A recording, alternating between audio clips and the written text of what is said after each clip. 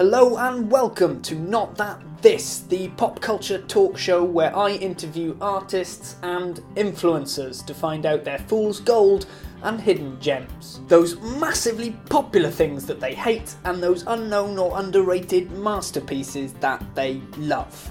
My name's Geraint Evans and I am your host. Episode 18, and today I'm speaking to Malaika Kegode.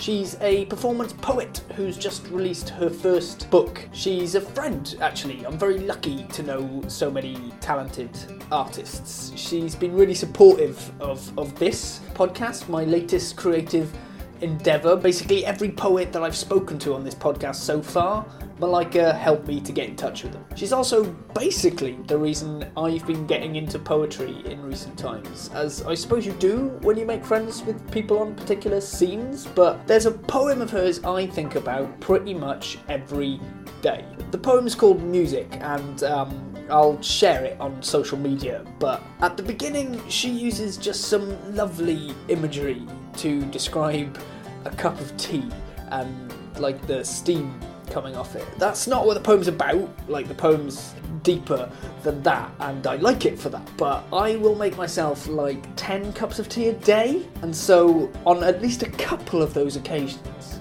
that poem will pop into my head. Anyway, let's actually listen to what she's got to say, shall we? Here we go. Hello, Malaika. Hello, how are you? I'm very well, thank you very much for coming to my little apartment. No worries, thank you for the tea. It's very nice. I'm very good at making tea. I've got a lifetime of practice. So, Mal, you are a... Well, actually, this is the question I wanted to ask you. You're a poet or a spoken word artist, or Yeah, there's like this whole thing about what's a performance poet, what's a spoken word artist. And I was talking to someone the other day who said a poet is primarily a writer who delivers their stuff, and a spoken word artist is more like an actor and relies much more on the performance aspect rather than the writing aspect. So okay. I think I'm more of a performance poet because I'm not that bombastic a performer. I just sort of get up and do my thing. Okay, all right, that's cool. Yeah, performance poet, but I don't mind either way. Well, yeah, because I see, just doing this podcast, looking at people's socials and things. There's like a real divide between what people call themselves. Yeah. And I was wondering if it was like a war that was happening within the spoken word community. Yeah, not quite a war, more of a I don't know. I don't know what I am. Does it need to be defined? Because poets, we like to think a lot about ourselves.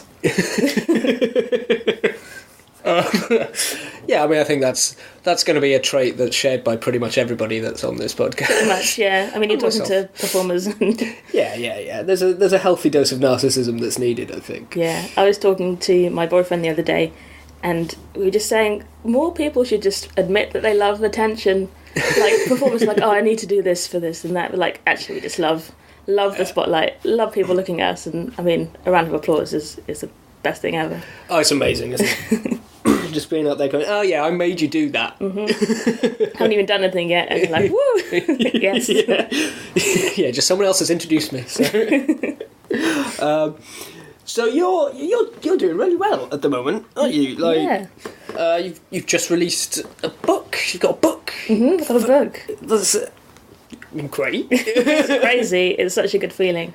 Yeah. Yeah, it came out in July, so just before Edinburgh, and it was like, I got the box delivered to my work, and I just went crazy. I wasn't even work that day, but I ran to work. Just to get the book. Yeah, just opened the box. I was like, wow, yeah, it's really cool. Yeah, that's also, how do you get to that stage? Do you just have to wait for someone to notice you, or...? Pretty much, yeah, because I've been performing for 5 years, something like that. And I just moved to Bristol about 3 years ago and performed as much as possible, everywhere that I could. And eventually, Clive from Burning Eye, who were the publishers that I worked with, just contacted me and said, we've seen you about, we really like your stuff, would you like to work with us? So yeah, it's just about being out there as much as possible, basically. And it comes to you if you're lucky. Well, yeah, there's always a healthy dose of luck, I think, in the performing arts. I mean, what I find with a lot of creative people is that they can do a lot of different creative things. There's a lot of strings to a lot of bows. Why poetry for you? What is it about poetry that really interests you? So for me, I kind of grew up with lots of music like musical influences in my life. Like I grew up in a very creative household, with like musicians sort of popping in and out all the time, and I loved music, and I sort of learnt the guitar and tried my hand at music, and I loved writing, but I just found out like I'm not actually that good at singing. And that's a shame. My instrument playing is like average at best.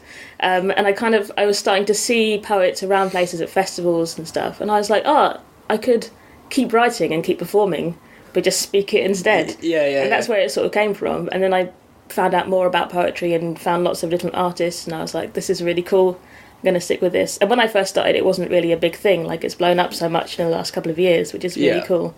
But yeah, it was like this emerging little thing that just clicked with me because I loved writing so much. Awesome.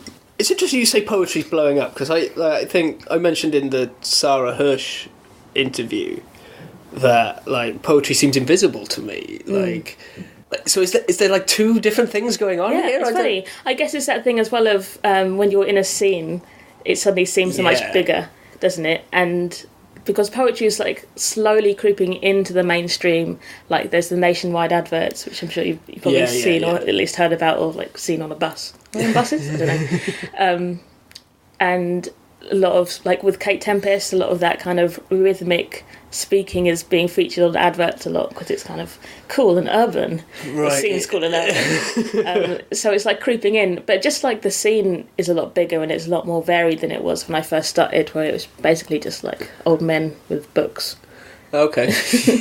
Yeah, that's a lot of scenes, isn't it? Yeah. It's true, that is the old men with the books. They're everywhere.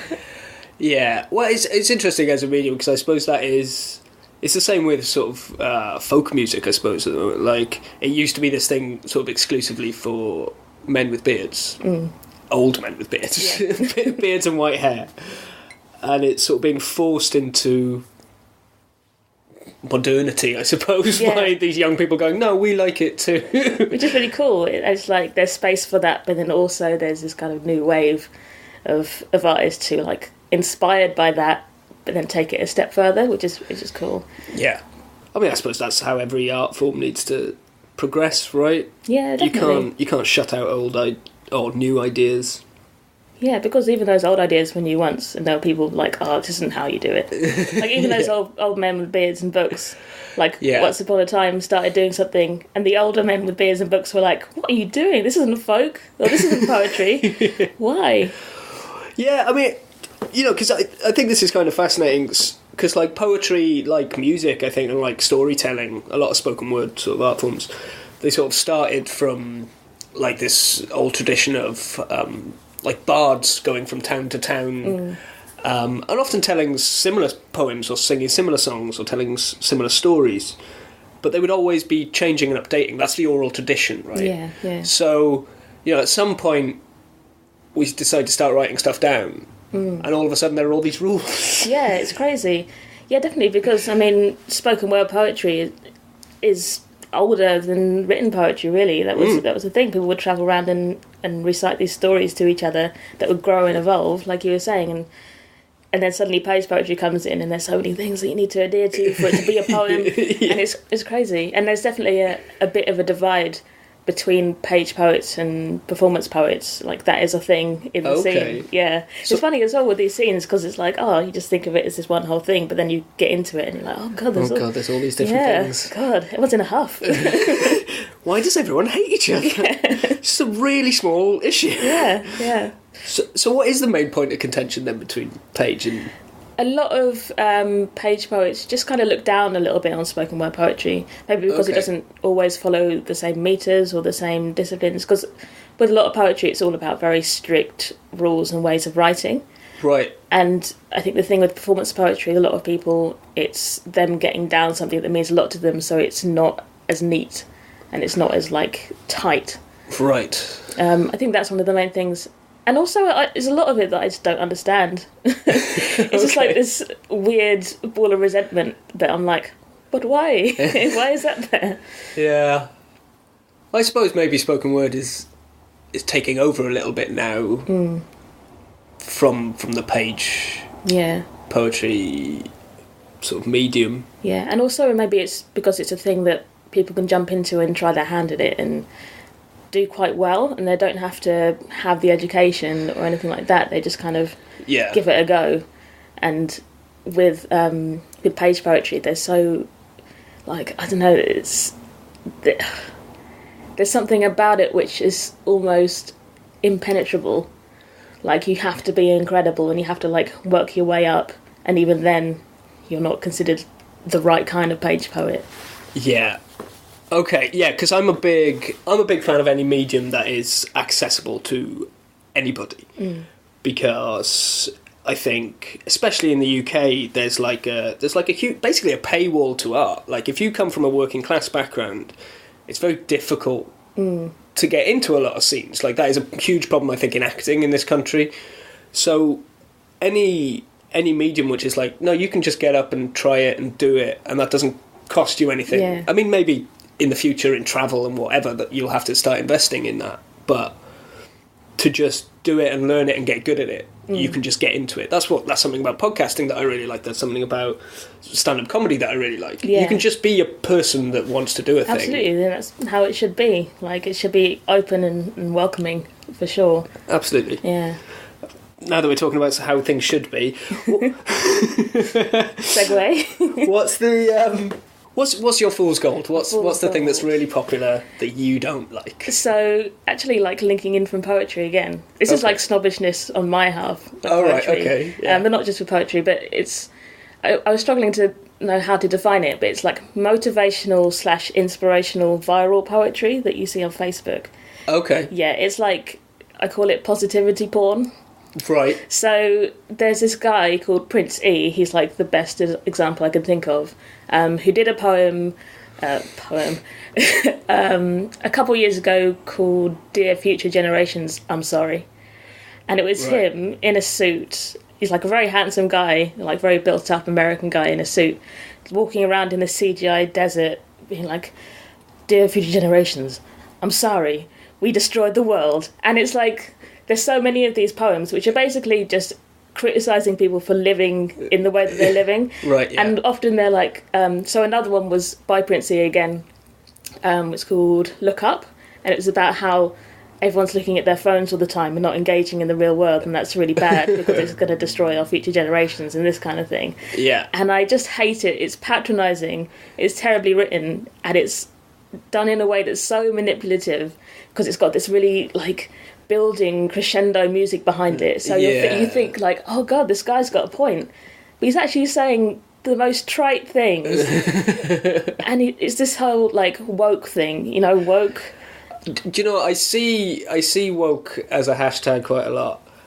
Is it just like being aware of your privilege, or what is like? I mean, what is woke? It's like, I think it derives from like third eye open type thing. Okay. So it's like, oh, I'm aware of all the bad things in the world, and that therefore makes me better than everyone else. I see. Yeah. Right, yeah. And it stems from that, and it carries on into these things that I see people posting all the time, which are like, oh, travel while you're young, don't worry about the money, just make it work. And it always comes from such a place of privilege, because it's like, people aren't travelling because they're lazy, it's a money thing. Yeah. And it's just like positivity stuff that's all over social media and all over popular culture, and it just drives me mental.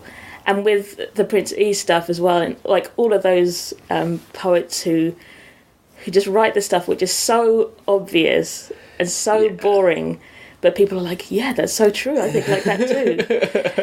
And I always get tagged in it on Facebook because people know that I'm a poet, so like, oh, Mel might like this. Like, no, I don't like this at all. So yeah, just those kind of like the memes you see with it, like, you live your life, that kind of. Yeah, exactly. Yeah. I mean, you know, like Shakespeare nailed it about 600 years ago, didn't he? To thine own self be true. I think we covered it. Yeah, that's all we need, guys. That's all we need. And it's just always the same. And lots of people have been like uploading their own versions, and they're just saying the same things over and over again. And it's upsetting too, because like I know so many poets who are incredible at what they do, but they're not going to get any sort of no one's going to find them because they're too busy looking at this stuff, which is really broad and boring, really boring. Well, yeah, it's that sort of lowest common denominator sort of thing, isn't it? If you write something sort of trad or twee, you're going to appeal to basically everyone because everyone has had that thought, right? Yeah. Whereas if you're trying to do something a little bit more complex, people aren't going to like it, and people aren't going to get it. And that's brilliant. That's what art should be, I think. That's the problem with those kind of poets, I think. Like those little like meme things and the inspirational poetry. Like, yeah, all right. I'm sure lots of people will see that and click like. But I just can't imagine there's this huge number of people that like absolutely love it. Yeah. In the way that you can love something that just feels like it's for you. Yeah, it's that very empty appreciation, isn't it? Yeah. Of like, yep, I agree with that. Yeah, exactly. Let's not make any other movements. It's like, yeah, that's cool. That's great. And I'll share it. And also the irony of this poem, which is like, stop looking at your phones, people, like, go out into the world, went viral on Facebook. And people were sharing it like crazy on Facebook and on their phones. And it's like, you're getting it all, and it's all monetized as well. Like, you go onto these pages and it's like a link to the video that goes onto their webpage, so they get some money for you and then sharing. And it's like, people, open your eyes, people. It's just so manipulative and dull. And also, I just have an issue with people who go out to try and create inspirational stuff because it's kind of empty. Like, you can be inspirational without going out to be inspirational. It's one of those sort of catch-22s, I think. I don't... Like, can you be inspirational if you're trying to be? Like, what's the... I think inspiration should be personal, not mass-produced. Exactly, yeah, because when you watch someone who's inspirational to you, it's because you know where they're coming from, what their trajectory has been, where they started. Yeah. And it's not necessarily like them saying, "Oh, we're gonna change. I'm gonna change the world with my words. I'm gonna walk around in a CGI background and tell you how you should live your life." It's like, it might be a little piece of art which you're like, that's really cool because I know where they started from. That's really inspirational to me to see this person progress in whatever their art form is or whoever they are as a person. Yeah, that's it. Like, people, like, try... And, I don't want to be too... But, like, I'm sure this Princey guy, I'm sure he does a lot of work. But it's not... I think when art veers into the commercial, there's always a little bit of a trade-off. Because you can't express yourself, I think, fully. I'm certain he is not expressing himself fully. Because you can't if you're trying to appeal to everyone. Yeah. Like, I don't feel like... I think art should be a picture of the artist and how they feel in that moment, and you can interpret that in any way that you want, really. But, you know, how do you interpret, you know... Yeah, and it's do stuff while you're young. Travel. But it's tough as well because, like, people are being inspired by this stuff. And so when I sit here being like, oh, God, this is terrible, it's like, but some people, this is really speaking to them. But then I'm like... Bit shit. Why? Like, and it's that emptiness, I think, to it, and this kind of, it's almost kind of dark how it pinpoints people when they're quite vulnerable, and hits all these markers. Yeah. And is like, this is how you should be living your life, or this is how things are, and I don't know. There's something quite dark about it, I think. Yeah, that's interesting, like, going after people, like, when they're feeling sad to try and, like, turning them into consumers at that moment. Yeah. Yeah, that's quite insidious. There's this other one called You Are Not Depressed, Stop It. Right, cheers, thanks for that. Yeah, and it's just, like, this is another really trite, like, empty sentiment of being like, oh, you might be feeling depression, but you're not depressed. And it's like, well... No, I have depression. yeah. I don't know why this like 4-minute video is going to be like, oh, thanks. I see. I didn't realise it's like a remote control that you can turn on and off, which is literally what the video is. He like picks up this remote control. It's like, imagine this is you, and this is depression. Zoot, it's off. It's fine. Like, why did I not think of that before? Oh, yeah. I mean, oh, God, in all those times I've been depressed, why did I just not think of not being depressed anymore? What? God. Didn't know that was an option. Lovely stuff. Oh God, those doctors have been selling me a bill of goods. I hate that. I really hate that. Yeah. And it always comes from a place of someone who doesn't really understand what they're talking about, but they've told themselves, like, oh, it's simple, it's this, that, and I'm going to write an inspirational piece about it. Yeah. And also the people who do produce these things, there's like I don't know, there's some kind of vacantness to them. Okay. Like, they are aware of things that people are going to pick up on, and it is just like creating a product, basically, and it's that whole, like... Yeah, it's just kind of hack, and they know it is, but it's making them money and getting them fans, like Oprah loves it. And it's upsetting too, because like poetry is such an incredible art form, I think, and a lot of people are going to see that one thing and some people are going to see it and not like it and be like, oh, poetry is like that. It's like, no, it's not at all. And I mean, you must get it too, like being into comedy and in the comedy world, people know that about you, so they'll tag you in like Lee Nelson stuff and be like, oh, hey, you're going to love this. It's like, thanks for tagging me. I understand where you're coming from, but no. Yeah, I mean, like, so I did... So I get a lot less of that now, because I did a kind of hard separation from comedy. When I first decided that I wasn't going to do it anymore, I didn't tell anyone, but I stopped going to gigs. I stopped, I stopped being around it, really. So that's kind of... But now I do gigs occasionally, just for fun, and I do the Apocalypse Radio thing with Phil Cooper. Again, another mention for Phil before he's been on this. So yeah, it's starting to creep up a little bit more. People sometimes they message me jokes on Facebook, and I'm like, I'm not. Yeah. Like, I gig like once every 3 months when I've got an idea. I don't even write it down. I see what happens, because that's the fun for me. Yeah. Yeah.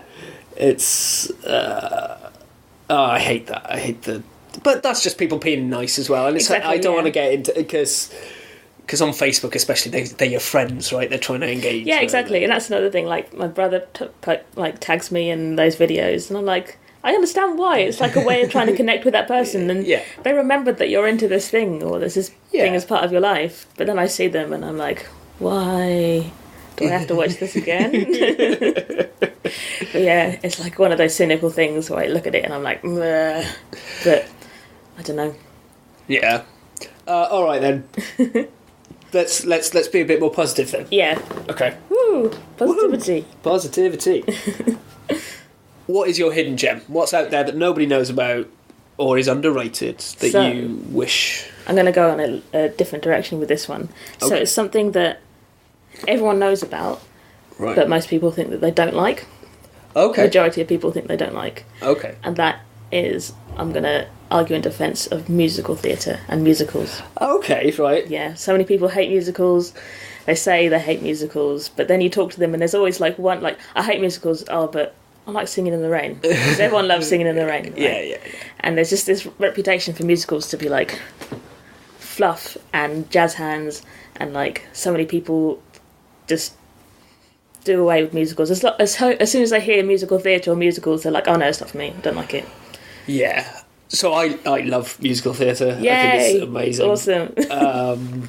But I know what you mean. There's this sort of sneering attitude to people. It's like, oh, you like musicals, do you? And I'm like, well, yeah, of course I do. And I bet you do too. Because it's often, straight white men who've been socialised in a certain way. Like, who think it's for girls or gay people. They think it makes you less of a man to like musical theatre. But I bet they like the South Park movie. Yeah, right. Which is a musical. There's so many things, like so many amazing TV programmes have musical episodes. Yeah. But then you'll meet people who are like, oh, I didn't like the musical episode. Like, did you watch it? Or did you hear it was a musical episode and then turn it off? Like, yeah. And I think as well it's a kind of sneering thing. It's not seen as a very intellectual art form a lot of the time. Yeah. People just associate it with like jukebox musicals or like the old style, like Seven Brides for Seven Brothers kind of thing. Yeah, I mean, there's definitely a commercial kind of musical. Yeah. But I would argue even them, like I wouldn't go and see Mamma Mia in the theatre or anything, but it's so cool to see so many people be so hyped to go and watch ABBA in a theatre, and like people dress up and they have an amazing time, and it's bringing people together in the most joyous way. It's like, that's cool. Yeah, absolutely. Like, I went to see Wicked the other day. Well, not the other day, a couple of months ago now, but At the Hippodrome. yeah. God, that's a brilliant musical. Because I was really because I like musicals, but I was really not. I did not want to go and see that. Yeah. My wife did, and so I was like, okay, but like, because I'm not a Wizard of Oz guy, and there's a community of people that will watch Wizard of Oz seemingly daily. Yeah. But I was like, no, absolutely not. But when you're there and you're seeing these incredible actors doing this really well written and singing these brilliant songs, like, how can you not get into that? Yeah. Like, I refuse to. Like, I reckon like 90% of the people who say they don't like musicals, if you sat them in a theatre, Yeah. they'd be like, I know. I saw the spectacle of it, and just saw like the actors who are so talented, and they do that, like that level of singing, all that belting and acting and stuff and dancing, like 7 days a week. Like, yeah, I mean, 8 if they've got a matinee, right? Yeah, exactly. And also, like, Wicked was adapted from a book, or like a series of books, and I think a lot of people sort of poo-poo musicals but don't know what a rich culture there is to musicals. Like, musicals were telling stories of like gay people, of black people, like all minority people, before it was like the done thing. Yeah. Like in the 1900s, like the Johnson brothers were writing musicals about black families when it was when it wasn't anywhere else. Yeah, there was nothing. Like, and you get people like Cole Porter, who was like a gay composer and was writing songs in the 1800s, which was all like secretly gay songs that were making it to like these higher echelons of society in the music halls, and people had no idea except for the gay people who had these words to use with each other. And I think that's incredible that it was telling these stories when you weren't really allowed to tell them. Yeah, so see, I didn't know that. That's like, it was a sort of, that's quite a subversive thing, which I always love. Yeah, there's like such a subversive history and culture behind musicals. Yeah, and that's a big reason why, like, musicals are so popular with like in queer communities. Yeah, and even like not necessarily like because it's changed a lot, but that's where it all originates from. Is because there were so many gay composers and performers, right, who were like in these circles where it was okay and you could talk about gay issues and do it on stage in front of people who had no idea what you were talking about because they thought you were doing like a performance about something completely different. That's amazing. Like, it's really wicked. Like when you look at it, when you look into the history of it, it's like, wow, that's so cool. That's awesome. Yeah, that's amazing. Like, I'm really glad that I know that now. Thank you. Wow. Yeah. So, I mean, what do you think it is about musicals that people like who deride them? What aren't they getting? Like, what do you think that perspective is? I think that it's like we were talking about earlier. People think of it as fluff. Yeah. And people think of it as like, I don't even know. I don't understand why you wouldn't love a musical. Yeah. What do you think? What turns people off them? Well, I don't know what it is. Okay, so there's a problem in this country with the theatre anyway, right? So, like I was saying before, there's a bar to access if you are from a poor background anyway, and there's a bar to access like, and that's both as a performer and as an audience member actually. Like, you know, if you live in London, you know, the West End, you're just obviously not going to, you know, see one of those shows if you are not, at the very least, middle class. Yeah, absolutely. So I think maybe there's a kind of like reverse snobbery about it. Like, this is for the toffs, and that's now turned into something else maybe. Yeah, that makes sense. But, you know, because on the surface of it, everybody likes, or most people like fiction, right? They like being told a story. They like seeing things that are well written, well produced. And everybody likes music. Right? Yeah, exactly. like it's the best things. It's like storytelling and music together. Everyone likes songs, surely. What's wrong with you? Yeah. And it's funny too because for a little while, like musicals, and they weren't called musicals, but like music made its way into like working class theatres. Like you got people like Joan Littlewood. You know Joan Littlewood? No. She was like a playwright and a director, and was sort of part of the community in theatre that started Kitchen Sink as a thing. Okay, yeah. And she did Oh, What a Lovely War, which is like a really famous play. Yeah. And she always featured music and singing in her plays, and it wasn't always like that rhythmic or that like perfectly performed, because she'd be using people who weren't trained classical actors. And it's with music, there's this communication that you can get across, even if the people aren't like taking in the words necessarily. Like there's this emotion that you can convey through music and through singing together, which like sometimes you don't even need to speak the language, sometimes you don't even need the language there. It's just another way of storytelling. Yeah, I mean, I think you're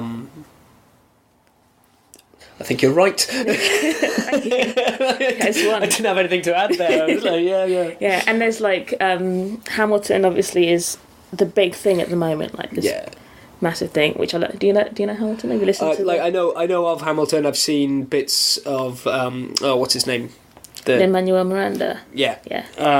Sort of performing bits from it, but I've not seen the play. Yeah, it's incredible. Like I've got tickets to go and see it in London in December, which I'm so excited about because they sold out crazy. Got them for like 30 quid because it was on the first release. I was what?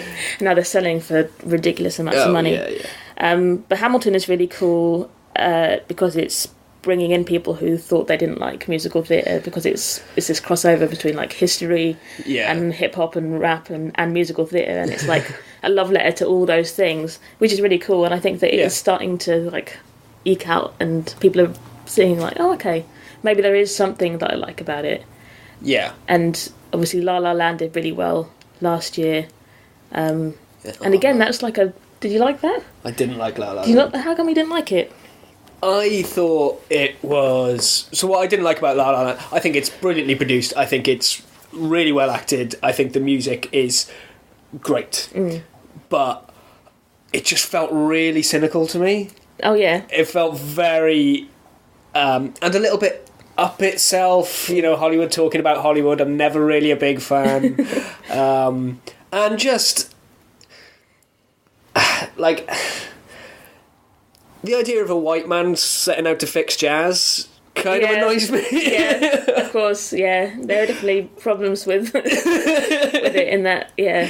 So, but it's an interesting thing because, it's that cynicism, it's that sort of...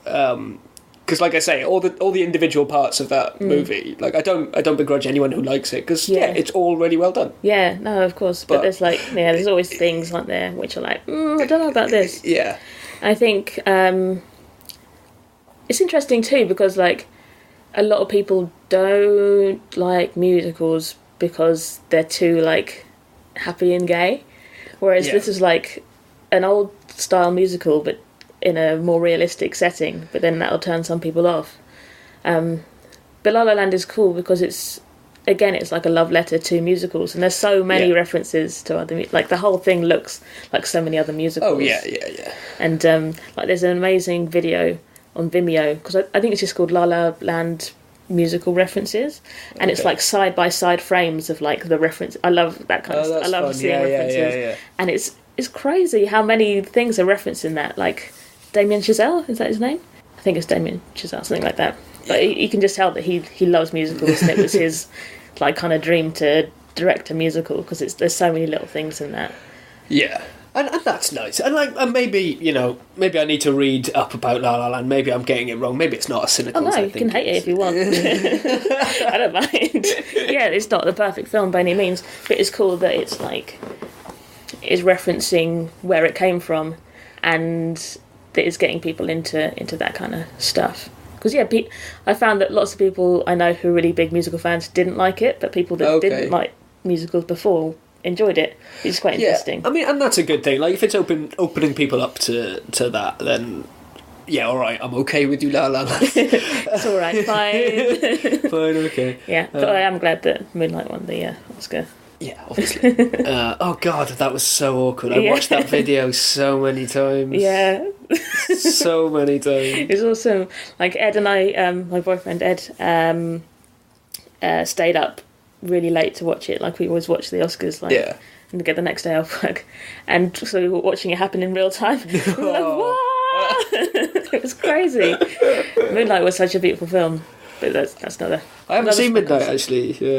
Yeah, I'm actually going through and catching up on a whole ton of movies at the moment. Yeah. Oh, also with La La Land, if you're watching movies, you might have seen it already, but have you watched New York, New York? No. The Martin Scorsese film? No. So Martin Scorsese directed a musical called New York, New York, and it's got Liza Minnelli in it, who's awesome. I love Liza Minnelli. Yeah. And I was thinking about this the other day, because I just tend to sit at home thinking about musicals all the time, obviously. yeah. And it's pretty much the same film as La La Land.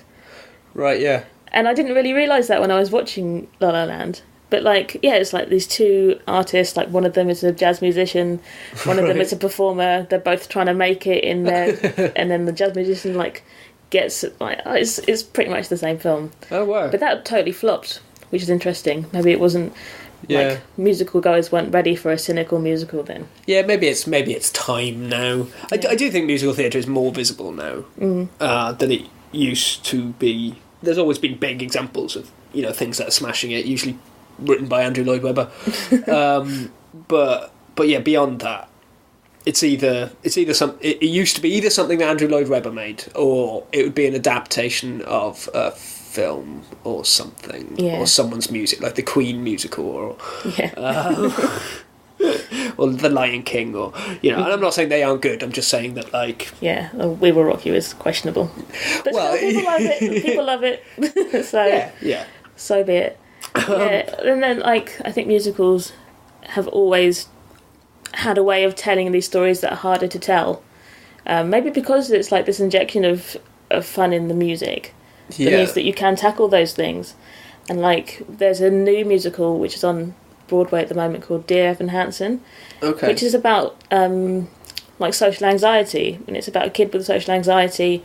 And someone in a school commits suicide and how he deals with that and relates to that person, and it's massive on Broadway, and lots of people are going to go and it's selling out, and it's tackling this thing that is really hard to talk about even in film, and it's and throughout history it's musical theatre, art in general, and I think especially musical theatre has focused on tough things politically and socially, and right now we're in such a shitty time. We kind of need musicals more than ever.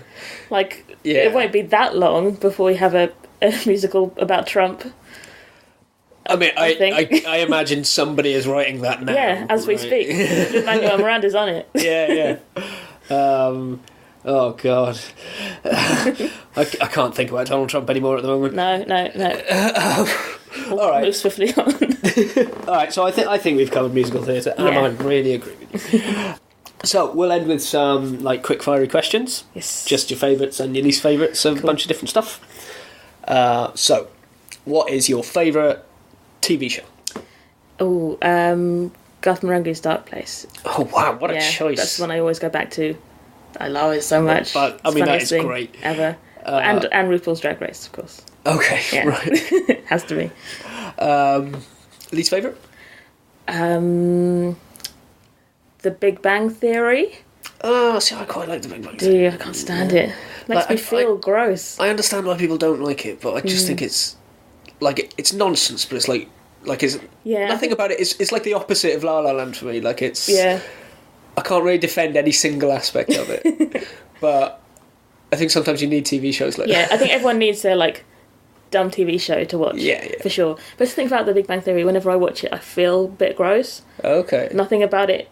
I don't find anything about it funny. It literally makes me feel a bit weird. Okay.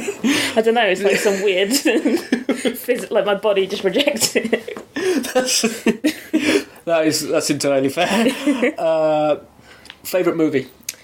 Cabaret. Bob Fosse's Cabaret. Okay, wow. It's an amazing film. What's your least favourite? Oh, I don't know. Do I have a least favourite film? Probably some terrible... some horrible action film. Okay. I was always forced to watch the James Bond films with my brother, because my brother was a big fan, and he's the older brother, so... So, what is that one with, the ice bed? Do you know the one I mean? He goes in, and there's a bed made of ice, and he has sex with someone on the bed made of ice in an ice hotel.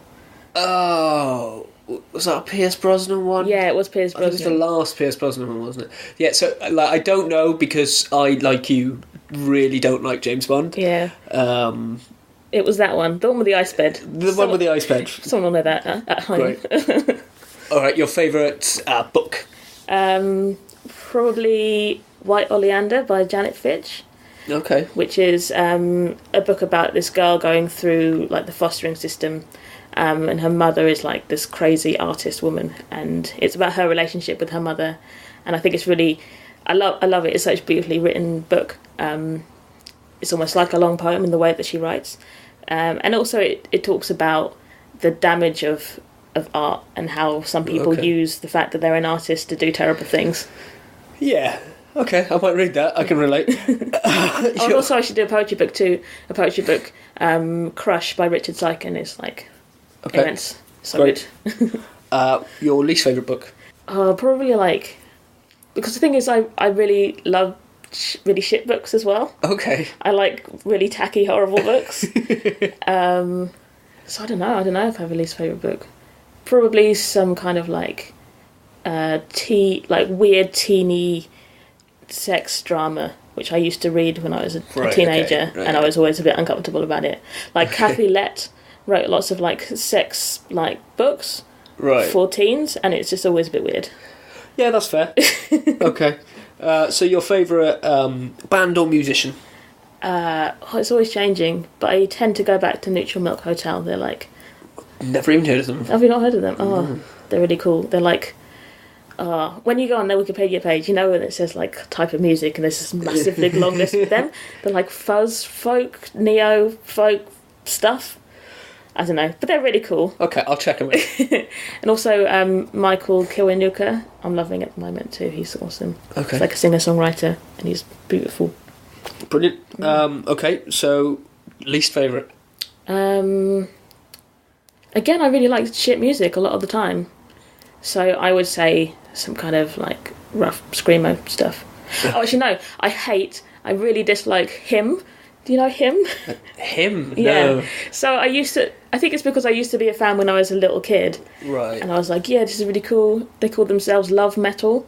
So it was like metal music but with kind of mopey lyrics. Mopey love song type lyrics. And I used to listen to them and now I hate them. Okay. Yeah, like they're another thing where whenever I hear them, my skin's like, ugh. No. Fair enough. Okay, and musical.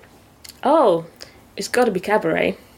Yeah, I mean that's fair. I think so. Yeah, Cabaret. I also have a soft spot for The Last 5 Years. Oh, I don't. No, The Past 5 Years. My favourite thing. I don't even know his name. The Past 5 Years, which is really cool. It's like the story of the kind of breakdown of a relationship. Okay. But what's really interesting about it is that it's told both in reverse and in the right order. So for the man in the relationship, it's told chronologically, but all the women's songs are told backwards. Okay, that's really interesting. And this is really fascinating. Such a cool way of doing it. And then they meet up in the middle when they get married, and then it carries on like that. It's really cool. And when it's on stage, they're never on stage at the same time together, except for that one point right in the middle where they meet up. It's really cool. But yeah, that sounds awesome. Yeah. Your least favourite musical? It's probably going to be We Will Rock You. Yeah, I don't think that's an unfair choice. All right, okay, so the very last question. If someone was going to make the story of Malaika Kegode's life, yes, what medium would you want that to be in, and what would you call it? I think it would be a series of music videos. Right. From an album called Cometh the Hour, Cometh the Mal. Cometh the Mal, yeah. Love it. Love everything about it. Brilliant. Thank you very much, Malaika. Cool, thank you. I will catch you soon. Yeah, see you soon. Wow, so that was Malaika Kegode. I really liked that chat. Just sort of felt warm and nice to record. I'm always up for chatting about musicals, which I do think get a bit of a bad rap. What I love, though, about interviewing poets generally is that they always seem to be happy to talk about the inner machinations of the scene and the divisions within it, which is kind of fearless when you think that these interviews are going out into the world. You've got to respect that. I really like Malaika. I think she's got great opinions, and she taught me new stuff about the history of musicals as a subversive genre. If you want to buy her book, which is called Requite, I'll put a link in the episode description. iTunes sometimes have quite a strict character limit though, so if you're listening through Apple in any way, shape or form, it may not be there, but there will definitely be a link on the website thatthispod.com. While you're there, you can also donate to this podcast should you wish. Making this show requires a certain amount of investment of time and money, so if you'd like to support me in my endeavours, that would be very welcome. There's also some silly rewards that you can earn for doing that. If you can't afford that, don't worry, I know that feel, bro. What you can do is share the podcast on social media and in real life, and if you've got a couple of minutes to spare, popping onto iTunes and giving me a lovely rating would be much appreciated. Anyway, thanks very much for listening. My next episode is with Dan Thomas, who's a comedian in 2 languages. He actually has a special coming to TV in the UK soon, but he's also won awards for acting and done some telly producing stuff as well. It's a great chat. I'll catch you soon.